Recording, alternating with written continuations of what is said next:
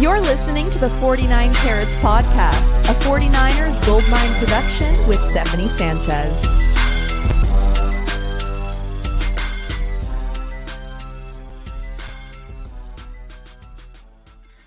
What's going on, everyone? Welcome to another edition of the 49 Carats Podcast. I'm your host, Steph. It is Monday, January 15th, the NFL playoffs, wild card round, almost over. We've got the final game, Eagles and Bucks, kicking off in about 45 minutes. And I know the tail end of Bills and Steelers is happening right now. So those of you joining us, thank you very much. But the 49ers know who they're playing, and joining me to talk about the wildly uneventful weekend of games and giving our initial thoughts of the 49ers divisional round is Weston P. Smith. Weston, how you doing, man? I could get used to that intro, Steph. The right? full name. I'm Weston into it. P. Smith. Yeah, you got to have the middle initial. I love it. I agree with you. It wasn't the most eventful. We'll talk about it. A wild card weekend, some surprises, some not so much. And just excited to be here. It was stress-free, and now then let the stress culminate as we get closer to the 49ers game this weekend. As you mentioned, knowing our opponent in the Green Bay Packers. Yeah. Weston, you picked the perfect weekend to move. Like, how did you know it was going to be the 49ers bye week? And yeah, we're missing the Tupac background, the Nick Bosa cutout. We're missing all of that, but glad the move. I got a blank canvas here behind me, Steph. Yeah, so exactly. I got a lot I can work with. All right. Put them in the comments, people. But yeah, I said this weekend of games was uneventful because there were a lot of blowouts this weekend, right? So I don't know, like maybe anticlimactic is a better word. Maybe those words kind of mean the same thing. But let's just look back at what happened this week. Some upsets mixed in with the blowouts. Some upsets were blowouts. To start the weekend of games, we had the Texans sending the number 2 seed Cleveland Browns home. Not only did they upset the Browns, but they did it in dominating fashion, 45-14. And again, this was the Browns team that had one of the best defenses in all of football this season. Shout out DeMeco Ryans. Shout out CJ Stroud. He is a stud. I'm so happy for both of those guys. Yeah, what a wild outcome. I didn't see that one coming, Steph. I mean, I didn't, not necessarily that the Texans were able to play with the Cleveland Browns, just in the manner in which they beat them was most surprising to me, if I'm being honest. So enjoyed that game a lot. Like you said, shout out DeMeco, but by 31 and putting a 40 burger up with a rookie QB, rookie head coach, and all the things that go along with it. Is there just like a more deserving man in the NFL than DeMeco Ryans? Like, you just can't not root for this guy. And but again, the outcome, not necessarily a Texans win, but the manner in which they won was, to me, the most surprising turn of events for this entire wild card weekend so far. Dare I say, the coach of the year and the offensive rookie of the year out there in Houston. And then the Chiefs and the Dolphins, a.k.a. the Peacock game, as it became known as. Chiefs dominated that game as well, 26-7 over Mike McDaniel's Dolphins. And in that cold, like, that was pretty much what I expected, at least, because, Miami's just not used to that kind of weather. And I got to be honest, Weston, like, I'm not buying any stock in the Chiefs this year. Their defense is legit, like, better than last year's. But to me, like, their offense doesn't move me this year. Okay. And I'm not sure that their performance against this depleted and very cold Dolphins team really told us much about the Chiefs. And I know, like, now we're eyeing that matchup against the Chiefs and the Bills next week, because that's likely what it's going to be if I'm assuming the Bills hold on to this one, right? I mean, I'm liking the Bills in that one. Just saying. Even though the scoreboard would tell you otherwise, to me, it still felt like the Chiefs were still on the struggle bus, and they were fortunate enough to have the ultimate equalizer in the National Football League, which is weather, and a team that is not even close to used to playing in those elements, having to go into those conditions. And, a Ferrari of an offense. Like we all know Ferraris don't move well in bad weather, right? Like they certainly get stuck and struggle, in the snow, etc., and depleted, right?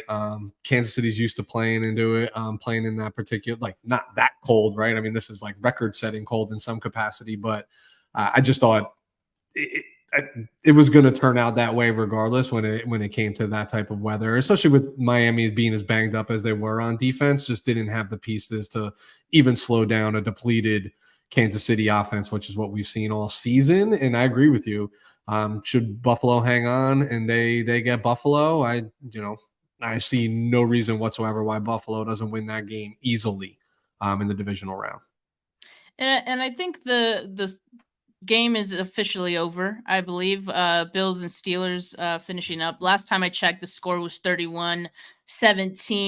And NFC's final wild card game, Bucks and Eagles, will be starting shortly, 15 after the hour. But Weston, was this weekend the best case scenario? Oh, wait. Sorry, I skipped over some teams. On the NFC side, obviously, we had the Lions and the Rams living up to the hype. To me, that was the best game of the weekend just because it was like the closest one, 1-point game, competitive between Matthew Stafford and Jared Goff. Not a whole lot of defense in the first half, but both teams kind of clamped down in the second half. 49ers NFC West foe gets eliminated, and I think that's a great thing. I don't want a team that knows the 49ers that well in the playoffs. Yeah, you never want to play a team 3 times, right? We've seen how that it's shaking out.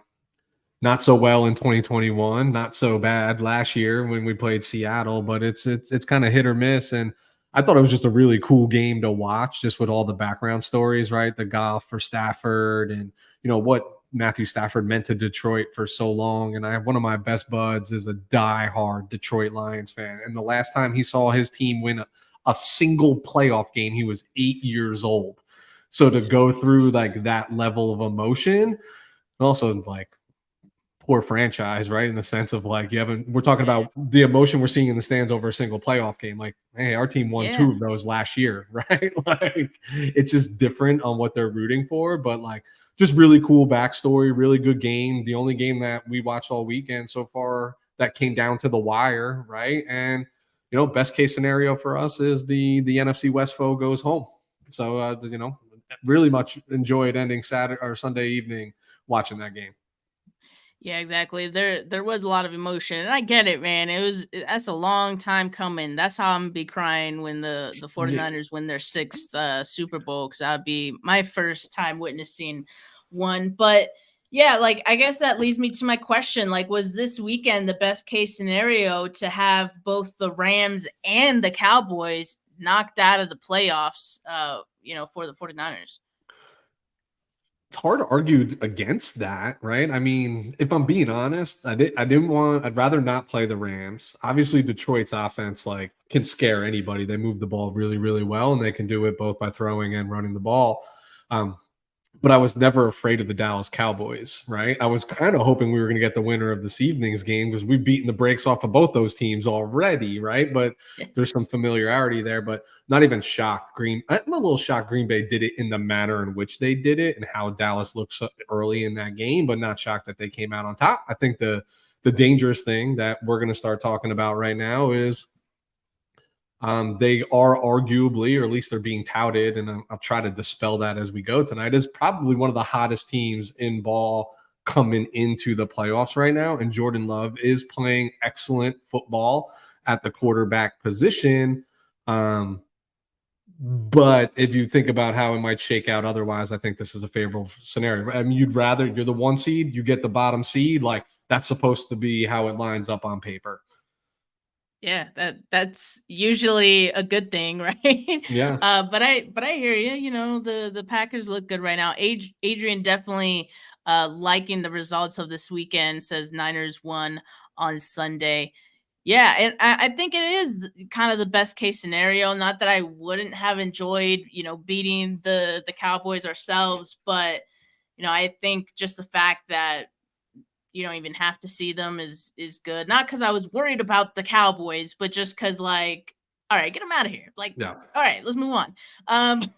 But yeah, it was a great showing from the Packers too. That was one of the upsets. 48-32 was the final score. But even at halftime, it was like this game is over, man. Like at halftime, I think it was already pretty obvious. What was it, like 27-0 or something like that?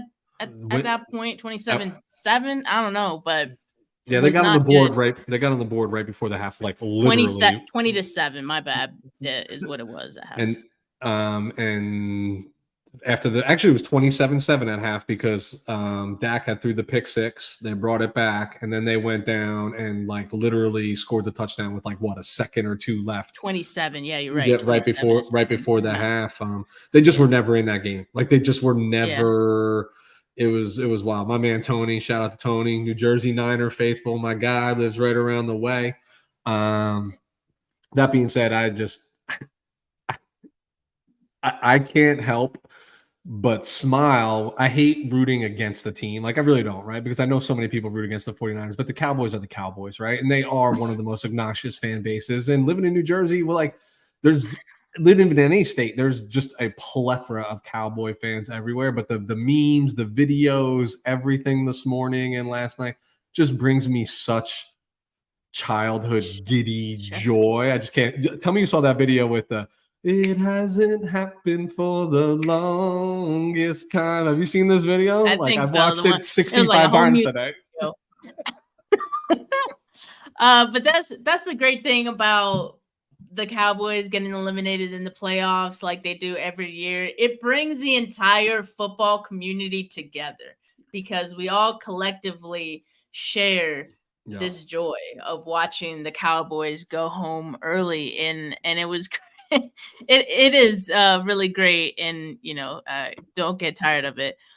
But yeah, like going back to the Packers, like it just seemed like they set the tone early. They came into the game confident. I expect they're going to want to do the same thing in Santa Clara, but I think it's going to be way easier said than done against the 49ers than against the Cowboys. It's just different teams, man, different offenses, different head coaches. Like the 49ers have that advantage all day. All day.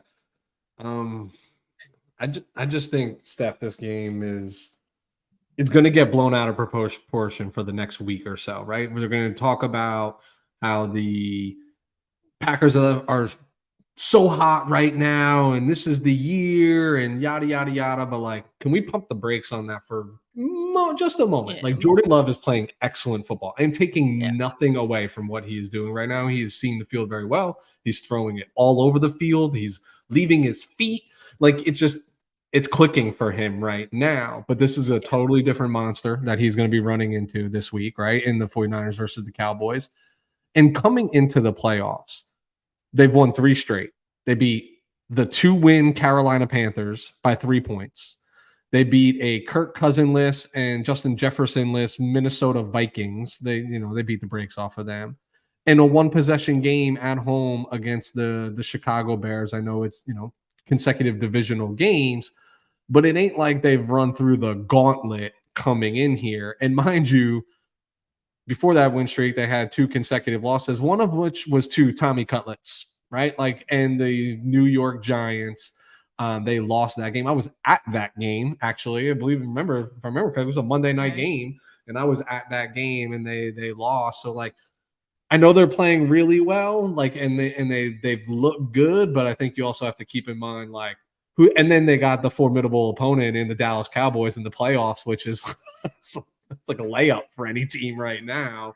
Am I wrong? Like, I know they're playing good, and I don't want to discredit that. And like, hey, in this league, you just got to get into the tournament. That's all that matters. It's never the best team; it's the hottest team, but on paper, I think the 49ers are head and shoulders above the Green Bay Packers. I mean, I'll say this, like, being the hottest team for the Packers is what got them past the Cowboys. But like you say, I don't think it's going to be what gets them past the 49ers, because I don't see them getting past the 49ers. And I just think because the 49ers have the advantage in maybe nearly every single category. I think the only the only one where you can debate is like Jordan Love versus Brock Purdy, right? Like you can have that debate, but everywhere else, like the 49ers have the advantage over the Packers. And I think this 49ers team is going to be focused partly because of all the upsets we saw this past weekend. It was actually great that we saw as many upsets as we did, because then, there weren't that many, but I think there were just enough for the 49ers to be like, okay, like it can happen. It can happen to anybody. It happened to the Cleveland Browns. Like that's, exactly what we're saying. It could happen any given Sunday. So, the 49ers have to look to set that tone early against this Packers team who are going to come in confident, hot, but they're also coming in on a short week, tired because some of their defensive players played 75 plus snaps. Yep. That's nothing to sneeze at on a short week, having to travel to the West Coast. And they sustained a number of injuries as well out of that game. So I think all those things are going to play a factor in, this game against the 49ers, bringing the Packers down a notch. Yeah, all those things play in the 49ers' favor. The one thing that doesn't, to me, is just like the extended rest does, but like we talked about last week, rest versus rust, right? Like, yeah. Do you see rust? What makes the Packers dangerous is, to me, they're playing with house money, Steph, right? Like nobody thought they were going to be here, right. A bunch of nobodies lining up at wide receiver, and I don't want to call them nobodies, right? I'm sure these guys are going to, blossom into good players, a bunch of rookie tight ends running around, like just names that are not household names yet, but they're getting it done. And that makes them scary, right? Matt LaFleur desperately wanting to beat Kyle Shanahan under this new, in the past, if he got, would they have that one regular season win in, what was it, in 20, like week 3 in like 2020, where, Rodgers looked real good. And it they was came that down. COVID game. It was that damn COVID game. Freaking COVID game. But you could, if he beat him, you could just be like, well, you had Aaron Rodgers. You know what I mean? Like LaFleur, like these everybody, this is the NFL. They all have egos, and he wants to win that game too. So that, to me, and I agree with you on the sentiment about how seeing a number of upsets this weekend puts the Ravens and the Niners like on upset alert. Like, hey guys, pay attention. Like, you're not just going to steamroll anybody. If you think you are, look what happened. So maybe, that eliminates the possibility of just like playing down to your competition and saying, because here's the truth. This team, Steph, is one home game win away from being in a game to go to the Super Bowl for the 4th time in 5 years. Like, that's the mission. That's the goal. Get there, win 6, like take care of business and don't fall asleep at the wheel. I think that's lack of preparation or marginalizing your opponent is to me the only thing that's probably going to cost the 49ers this week if they were to lose the game. And I don't see them doing that because they just took out the Cowboys. Like, I know we make all these jokes about the Cowboys and even, 49er players, they've had some jokes amongst each other, but still, like, Cowboys being the number 2 seed, that was a good team that, the Packers just took down in that fashion. And I think what you said, Weston, like, they're playing with house money. They're playing freely. Like, they're playing freely and they have nothing to lose. So that in itself does make them dangerous, right? Yeah. But how much of that, like, were you surprised that their defense, which going into the playoffs, I think everyone wasn't really taking the Packers too seriously, because I think we all looked at their defense as being like this big vulnerability for them. And yeah, they're not going to make it, giving up as many points as they do. And then we see them kind of lock up the Cowboys offense early. Were you kind of surprised by that? And how much of that do you think can carry over against the 49ers? An entirely different offense, mind you. I'm not surprised, but it's like, can you stack the games, right? Like, here's my question back to you, Steph. Is that really a product of Green Bay's defense, like, finding their stride, or did they get an opponent that just can't help but shoot themselves in the foot every time they're in this scenario, right? You know what I mean? Like, that's what I'm trying to figure out. I don't know. Yeah. And again, I don't want to marginalize anything that the Green Bay Packers have accomplished to get to this point. Like, that is difficult enough given their roster and the struggles that they've faced. But like, if you want me to believe in you, I've said this about our own defense. If you want me to actually start talking about this defense as like a top 10 defense again, they got to stack games. They can't just show up sporadically, and this is going to be a different opponent. Like, I think based on what the Packers showed yesterday, I think the game plan against them is just run. And then when you're done running, run it some more and run it some more and just be physical and just and forgive me, I never like to curse on your channel, but beat the shit out of your opponent. Like, take their will early in this game. And I think I don't want to say they fold, but like, I think that's the recipe. You know what I mean? Like, eliminate their defense being in position to make opportune plays or big game-changing plays. Like, ride the horse that got you here. His name is Christian McCaffrey. He's now on 3 weeks rest. Like, that is arguably the most valuable player in the NFL. Like, that is your ticket to winning this football game. Yeah, and the Packers, if you look at their run defense in the regular season, they ranked 28th, and then in the last 3 games of the regular season, they ranked 2nd in that span. They were allowing just 79.3 yards. I mentioned this, on Sunday. I guess that was yesterday when I talked about the 49ers getting this matchup. And so I was a little surprised by that, like, yeah, you can look at a team's like full season stats, and that could tell you a story. But if you look at like their most recent, that could tell you another story, because it tells you like, this team is on a bit of a run here. And I'll also add that against the Cowboys, they held Tony Pollard to 15 carries and 56 yards on the ground. And I would say that that's pretty good, right? So they made the Cowboys one-dimensional. It's felt like at a certain point, the Cowboys kind of abandoned the run early, but that's because the game got out of hand for them pretty early. So I'm with you. I think Christian McCaffrey is a different beast than Tony Pollard. Tony Pollard is a good running back, but come on, like, Christian McCaffrey he's the best for a reason in the league today. So I just think it would be smart for the 49ers to give it to Christian McCaffrey in this one. Yeah, there's only one person on the planet that is naive enough to think that like Tony Pollard and Christian McCaffrey belong in the same sentence. And we watched him across Twitter and every other social media platform last night throw his entire collection of cowboy clothing into a garbage can and got defeated by the garbage can, right? Like, nobody believes that in any capacity. And then when they size up and they want to take away that trick, then, Debo, Ayuk, Kittle, like, it just feels like it could be a big game for all of them. I think honestly, that's how I said, offensively, this game goes through Christian McCaffrey. Defensively, I'm not even sure this game goes through the pass rush, because Jordan Love has been very good at getting that ball out quickly. And I think Matt LaFleur will have plays designs that are designed to get out quickly. This is going to be about Diamador Lenore and Charvarius Ward, keeping the ball in front of them and not letting these rookie and second round wide receivers getting behind them, because those chunk plays change games. And if you can hold them out of the end zone and you can hold them to 3, you'll win the football game.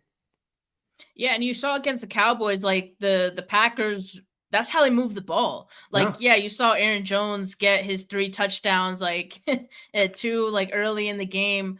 But it was because of those chunk plays that they even got in position for Aaron Jones. It's not that they were really running the ball and having success with that. It was just, Jordan Love getting those deep throws down the field, and it was working for them. So, yeah, I'm with you. I think the 49ers, the defense is going to get tested, because Jordan Love's throwing some balls out there that it's like, man, how do you even defend that? He's throwing into tight windows. So there's going to be a few of those in this game, and we're going to be like, oh, wow. Again, how do you defend that? But, if the 49ers stay true to what they've been doing all year, I think they're going to have a good game plan against this team. I think it helps that, Kyle LaFleur, running a lot of the same stuff. So I think that should definitely help the defense to kind of know what to expect in that game. And then you're just going to have to accept that, Jordan Love is going to make some big plays because that's just what he's been doing for the past month or so. Yeah, I think details really matter in when you're talking about like defensive linemen and responsibility and things of that nature, because I've watched, a couple of Love's tapes over the last few weeks, or I shouldn't watch the tapes. I've gone back and watched some of the film and watch him throw the ball, and not too dissimilar for like, I'm not comparing their throwing, their trajectory and velocity and things of that nature, but they're really good at throwing the second and third layer, like over the middle. So if you're Fred Warner, you might think you're deep enough, but you're not, you know what I mean? So like it is execution of the details and the small things. And I'm sure this is Steve Wilks is going to be in their ears. Like, hey, if the responsibility is have your heels at 12 yards, be at 12 yards. Don't be at 11 and a half and give this guy a window. And he's going to take shots. He's going to take chances, right? We talked about house money. He's going to take a chance.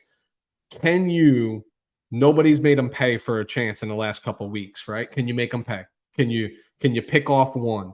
Can you strip sack fumble one, right? Like somebody's got to take the ball away from this guy, and that, does that turn Cinderella back into a pumpkin? I don't know,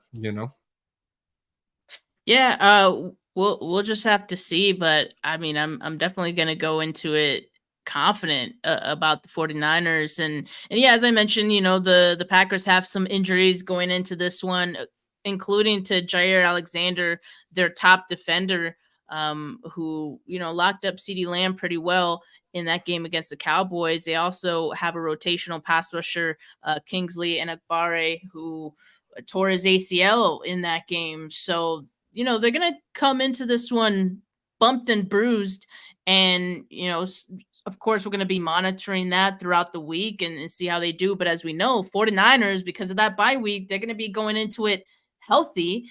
Eric Armstead should be back. Let's see how the defensive line looks with him back in the fold. I'm excited for that because I think it's been a minute since we've seen Armstead in there, that we kind of forgot what this defensive line looks like with him in it. And I'm just excited because I feel like it's a completely different look when he's in there. Yeah, I think I would expect limited reps. I think they have the eye on the prize, right? Like, hey, let's get over this one. Rather have you really healthy for the NFC Championship game. Let's see how the foot holds up under 15, maybe 20 reps in this game. I would not expect more. I'm actually really excited to see if third and Juwan gets back in the mix. I know that concussion's been lingering for him, which is never like a good thing, but I just felt like the offense missed him a little bit, right? When you think about like sustaining drives, he just did those things for you, right? Like just a third down catch here or there, and you felt like you can always count on him. But hey, converting that third down means Christian McCaffrey gets 2 more touches on this possession, right? And what can that equate to, right? It just, those things add up, and that piece has been, Ronnie Bell certainly wasn't filling that void, right? We had there was nobody really filling that. I think that's a big component too, and I'm interested to see that. But I'm most interested to see like how's Brock handle the 3 weeks off, right? Like quarterback is where it matters the most. Like you can't be rusty. He can't be rusty, or it could all go down. Well, good news is you have Christian McCaffrey behind you, so it doesn't look good on the first that's why row. That's why I think it's so important for the 49ers to go in there and ease him back in to the swing of things. Like, you don't need to go out there and start like the throwing downfield, and I think it's important for Brock to know that too. Like, hey, just take what the defense gives you early in this game. Don't try to do too much. Like, you haven't played in several weeks now. Just take whatever you can get. And then as the game goes on and you start feeling it and you start getting back into your groove, then you start seeing what you're more comfortable with as the game goes on. But I think that's part of the reason why I think it'll be important to establish the run early. That way there isn't a lot of pressure on Brock Purdy to, be perfect and to be like completely have the rust off of him right off the bat. Because I think you're right. Like there is something to that. And that's part of the reason Steve Young, when he heard that Brock Purdy was going to be resting in that week 18 game, he didn't love it. But the way that Kyle Shanahan practices too is a big part of that. You hear guys talk about how hard they practice and how they're really I think it was it Hargrave I think it might have been Tashawn Gibson, who just recently was on the Richard Sherman podcast, and he was talking about the practices as well, how sometimes the practices are so hard that it makes the games feel easier. And so if I know anything about Kyle Shanahan, that's exactly how he's been handling practice this past week and probably this week as well, because he wants guys to be ready and to have that, like, mentality going into it and not deal with that rust. So that's going to be big for Brock. I know he's getting his reps in throughout these last 2 weeks, so I'm not too worried about that, but obviously establishing the run game is going to be important. Yeah, I think the good news too is then, since traditionally the 49ers offense is not truly vertical, you know what I mean, is that there's going to be ample opportunity early in this game just to get your quarterback comfortable, right? Like on short routes, whether it's bubble screens, whether it's just quick drags, you know what I mean? Like Kyle will create a little bit of a rhythm for Brock early, is my guess. And then again, if it doesn't look right and it doesn't feel right, oh great, we have number 23 behind you. You know, I can't help but think about the 2019 NFC Championship game against this Packers team, where they didn't even bother to throw the football, right? And I know not the same rosters, whatever, but they didn't even bother. Like, they didn't even bother for different reasons, right? Yeah. But like, that put Raheem Mostert on the map, right? I mean, that got that guy some money and did those things in that game. 4 touchdowns in an NFC Championship game. My goodness. But like, it's probably not too dissimilar from the recipe that's going to help you win this game. And then it's week to week, right? And then you put all this tape on it. The 49ers are going to run, they're going to run. And there you go. We come out and they throw the ball 35 times, in the NFC Championship game. They can just do so much. That's what makes them scary. But my thing, Steph, is like you say, like, I'm pretty confident going into this. My problem is I'm nervous every week because I can make a case for you every week why the 49ers could win, and I can make a case for you every week as to how they could easily lose the football game. Now, good news is I think there's really only 1 or 2 things that can happen to make them lose this game, and one of those things is them being in their own way by coming out flat, sleeping on their opponent, all of those things. I think you just said that perfectly, because I have a hard time like articulating that feeling that I have, where it's like, of course I'm confident and I feel like the 49ers can win this game. But at the same time, like, I also know any team, including the 49ers, can lose any game. Like, that's just how the NFL works. So it's not like, I feel like I worry that gets misconstrued as me being worried about who the 49ers are playing. But it's really just that I look at any opponent, and also I look at the 49ers and just any team being capable of losing a game if they, don't play their game, if they don't play their best. So obviously I'm confident the 49ers is going to go into it and, be that focused team that we've seen so many times in the playoffs. And I'm confident they'll be back in the NFC Championship game, and I'm confident that they're going to win that one. So yeah, but of course there's some outside factors as well. One of those being the weather. There's a chance of rain for Saturday's game. And while we've talked about the advantages the 49ers have, they have the rest advantage. The fact that this game is on a Saturday, even bigger advantage. But the rain sometimes can equalize some of those things. So what concern level, or maybe you're not concerned at all, but what's your kind of temperature check on the fact that it could rain on Sunday? How does that impact this game for the 49ers potentially? I hate it. But we talked about it with the Kansas City and the Chiefs and the Dolphins. Like, weather is the ultimate equalizer, given all things 65 degrees, sunny out, typical California weather this time of year in the Bay, maybe mid-50s. Like, I think the 49ers steamroll this team, but rain, you can't predict how that ball is going to bounce in these conditions. Now, I would say if the rain was looking like it would be an issue, like it's raining heavy and frequently throughout the game, good news is, like, I keep going back to we have Christian McCaffrey back there, who I trust with the ball in his hands more than probably anybody in the National Football League, to not fumble and not do those things. But yeah, you can't predict what weather can do for a football game ever. That's why they refer to it as the ultimate equalizer. It can change the complexion of a game like that. Gammon at the 11th hour joined us here, and he's like, where are you at on your score predictions? Well, I didn't make any score predictions for this weekend's slate of games, so I guess I'm good there. But as far as the picks I had made, I've taken some hits, but I expected the Cowboys to win. That didn't happen. I expected, I did expect the Chiefs to win, I think, right? Did I say that? I think I did. Yeah. Okay. So I think I expected the Browns to win. So took a hit there too, and the Rams. The Rams too. So haven't done so great, but it's all right because the only one that matters is my 49ers predictions, and I predict the 49ers win on Saturday. But all good. I'll take some hits.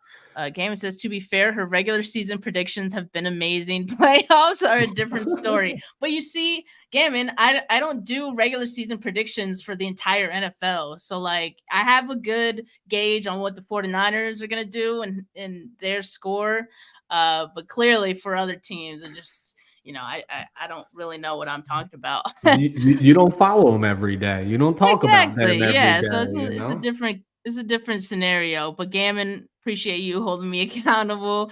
It's been fun to give my predictions nonetheless, even when I lose. But look, we have another game that's going to be kicking off here shortly. The Bucks, Eagles. I'll tell you my prediction for that one. The Bucks going to take that one, and that one might be a blowout as well. I don't see the Eagles really competing much against.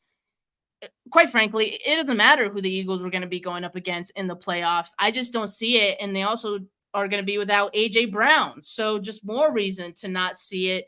But because we're going to watch that game, just because, we have to, it's a playoff game, right? We can't miss it. Man, Technic Sheet calls it the Fraud Bowl. Whew, that's crazy. But because I'm going to watch that game, I'm going to let you guys get out of here. Make sure you like this video. Make sure you subscribe to the channel, and make sure you have that notification bell on so you know when I go live, because I'm going to be having great content all throughout this week, preparing for that divisional game. So make sure you guys stay locked on my channel, and not just my channel, Weston's as well, because he has a channel called We're Talking Football, and he doesn't just focus on the 49ers. He does focus on some of the other teams around the NFL as well. So, Weston, I take it your predictions for this weekend probably a little more accurate than mine, right? No. So no. In fact, I'm gonna take the Eagles tonight just because you took the Bucks. So I'm gonna go the opposite route. Wow. So I discouraged you that badly, huh? My predictions have been that bad.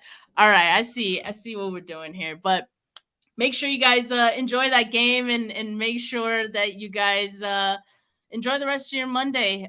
For those of us, especially who had the day off, even if you didn't, man, just have a good rest of your evening. But for now, peace.